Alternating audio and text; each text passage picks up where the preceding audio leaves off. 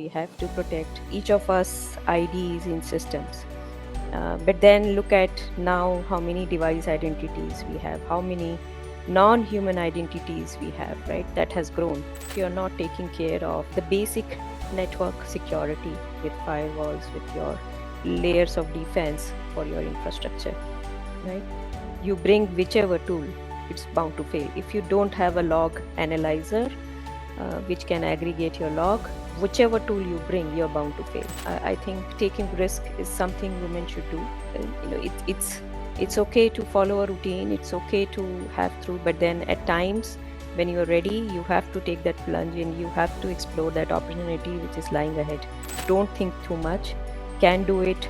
Attitude is needed at the time when the opportunity lands to your table.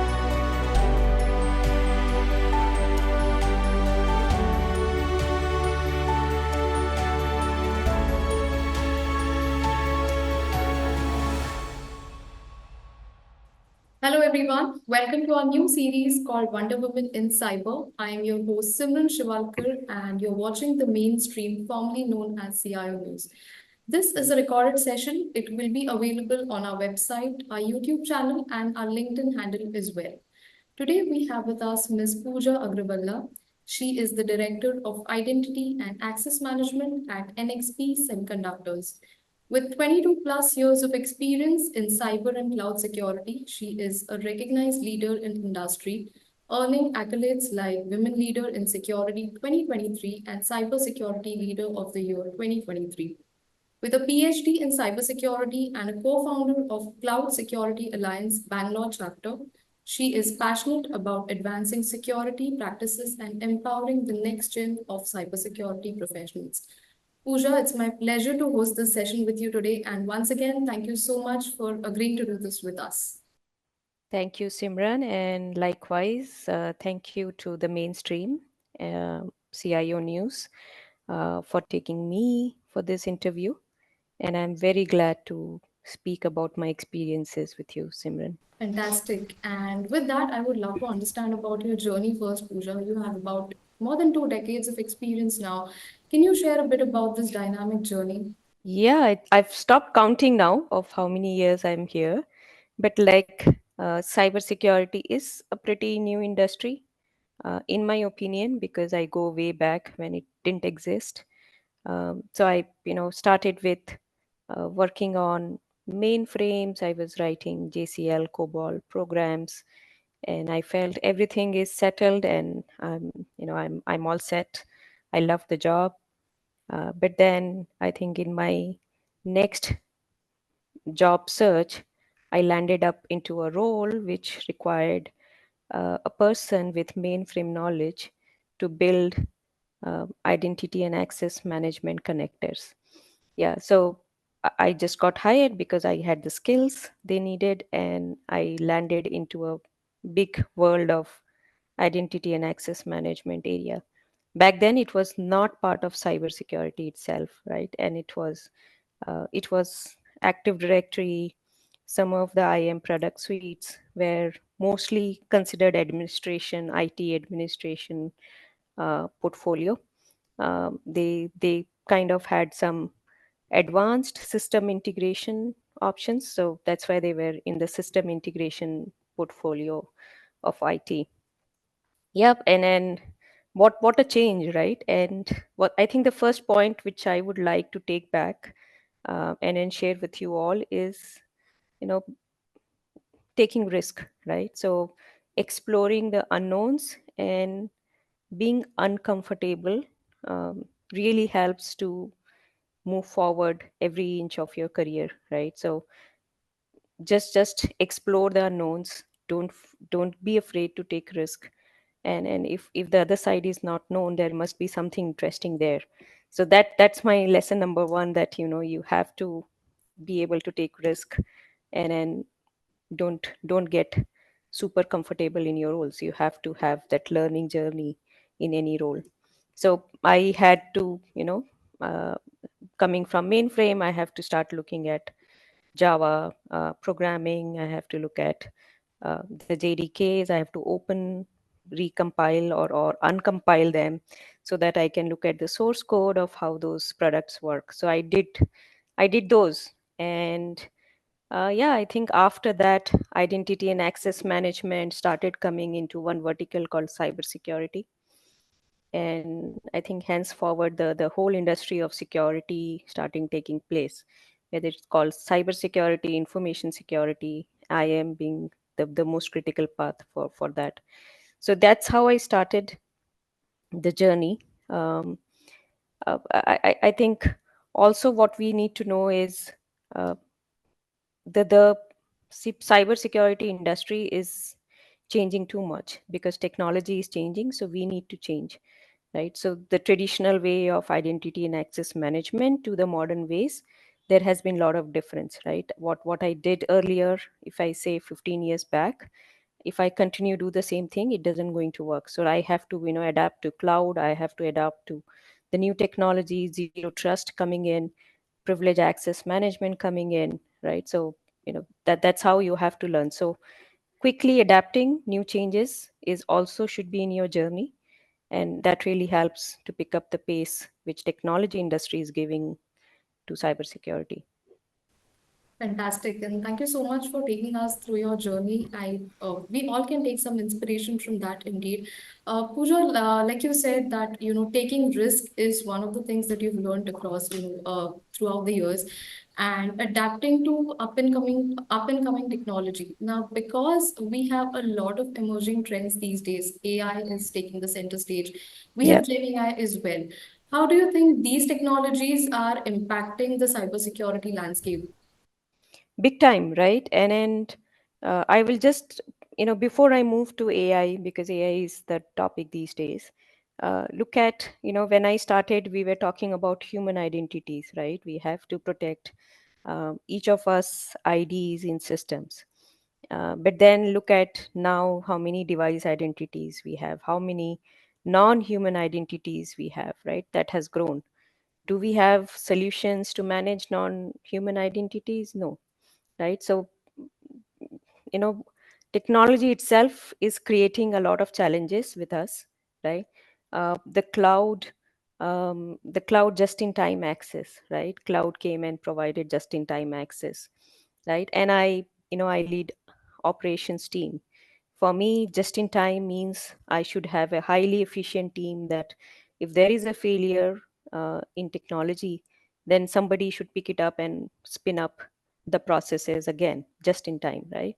So is my operations team that good, right, to support the technology growth or the technology new technology which is coming in? So I think it goes hand in hand. While there is a challenge, I have just in time. That means I have zero trust. I don't have to give access before. Access is dynamically given when needed. But then is my security team ready to support that operations, right? So it's two-side story. I would say also security is big challenge is the pace, and the pace of how cloud came in, and security was lagging a bit behind. Understanding how do security react to cloud. With AI, I think it's a simple same story. A lot of efficiency can be made with AI coming in, but we have to understand what risk AI is bringing on the table, right? So it's I would say be careful and then start using technology because it will give you an edge. But then we have to really understand the flaws. We have to overcome the challenges which these technologies bring. Absolutely. Pooja, I have another question for you. Like I said, you have this dynamic experience of more than 2 decades now. You've also had your PhD in cybersecurity, and you are a co-founder of an organization as well. Can you tell us a bit about that? So PhD is ongoing, Simran. I have not completed it. I have to still do the thesis work. Yeah, I think talking about learning is one of my strength, and I have I've done masters while working, and I thought what's next, and PhD was definitely the right choice because it definitely helps me apply my learnings in the research based learning.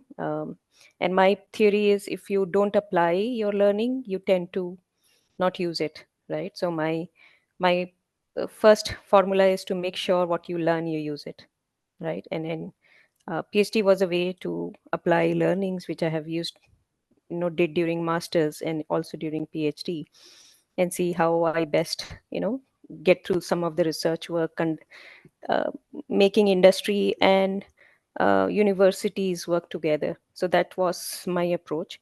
So it's still ongoing. I still have to do a lot to complete that. Now, co-founding a non-profit organization or a community for cybersecurity, it's one of my passion, and I think my motivation levels are very high is because of that, because I get to meet a lot of people. I get to meet a lot of I listen to a lot of their stories, how they kind of manage challenges. I have an avenue to talk to them on, for them to train people on new technologies, what they have done differently. And I think if you are in this ever changing industry, and you have people who come and tell you what needs to be done, what's very hot, this is the item, this is how we fixed it, that's what you need, right, to be able to grow, sustain this challenges of cybersecurity. So yeah, I think with that passion to make sure that we share, collaborate, learn is what I get from this nonprofit organization. That's deeply motivating and inspirational as well, Pooja. And because it's a non-profit organization and because it's very specific to cloud security, I do have another question for you. Because when we talk about women in tech, especially and cybersecurity, we generally do not find a majority of women taking the front seat. Taking being at the forefront. How has your experience been throughout these years? Any kind of common challenges that you have had, being a woman in tech, being a woman in cyber, being a woman as a cyber leader? Yeah. w- so one of the biggest challenge which I, you know, everybody has a thought process and people like being comfortable. Uh, I think I don't want to generalize women here, but I think taking risk is something women should do. um, it's okay to follow a routine, it's okay to have through, but then at times when you are ready, you have to take that plunge and you have to explore that opportunity which is lying ahead. I think don't miss out, don't think too much.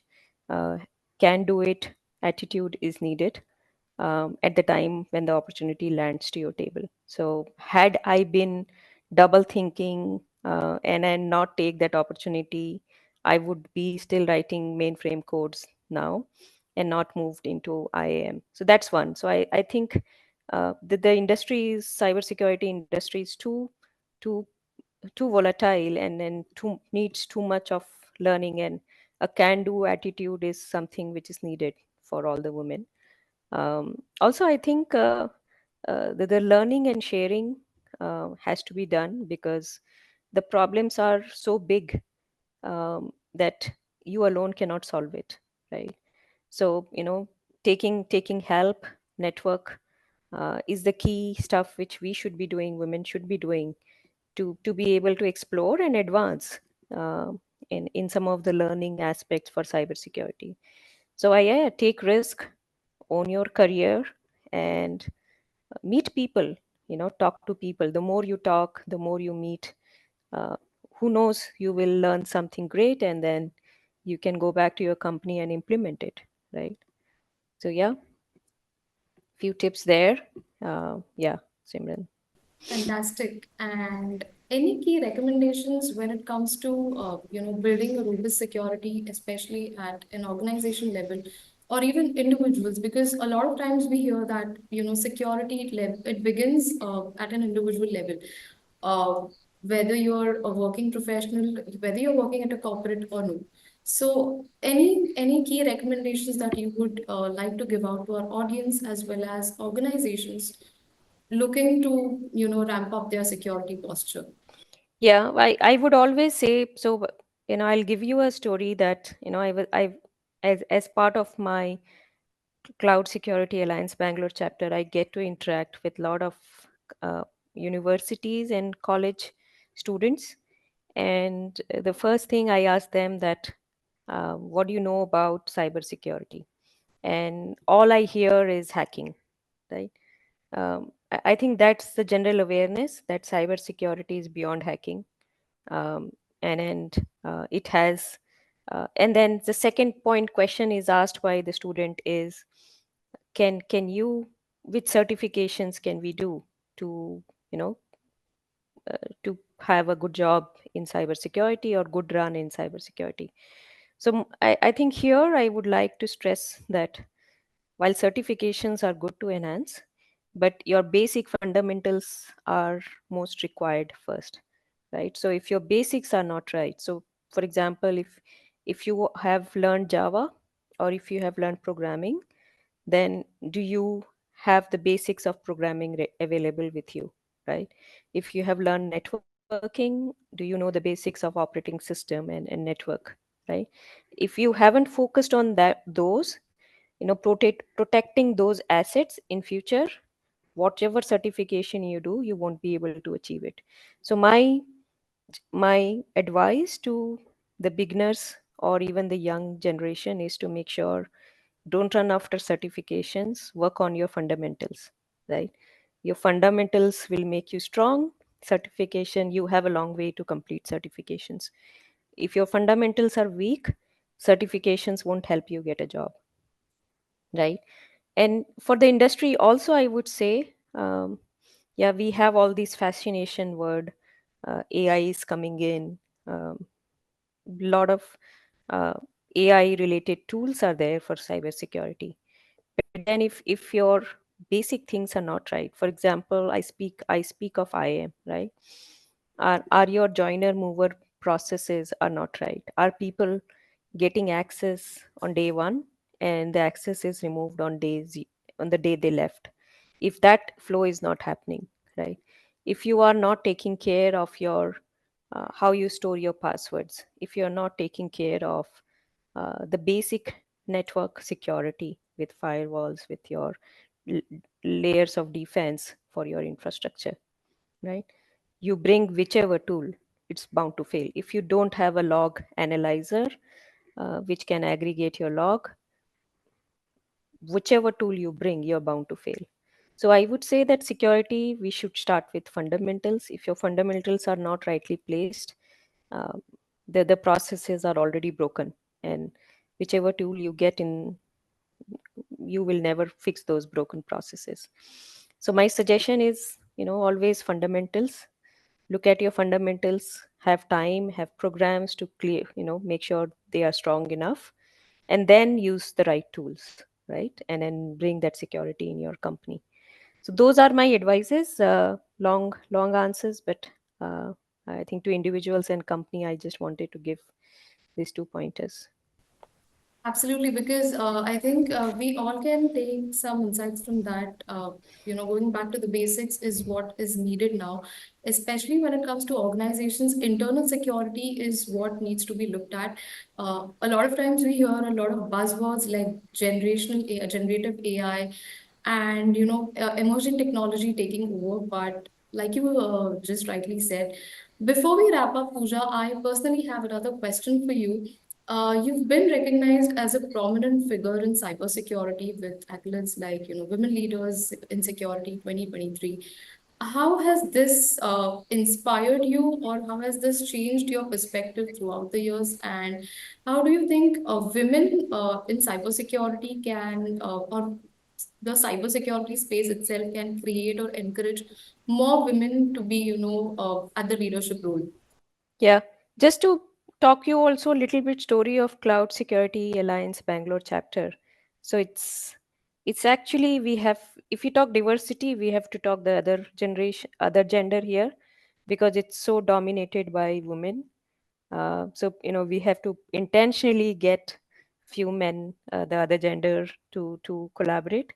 So it's the other way around, right? Where in companies you find women lesser than men, but in cloud security or Bangalore chapter, we have more women, right? And one story is one of my mentor, again, I'm a big coach of having a mentor, um, or having many mentors if you can.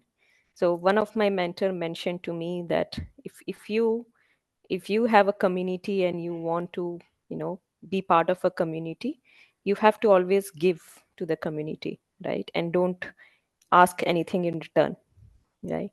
And you will get return later on in big numbers and big ways.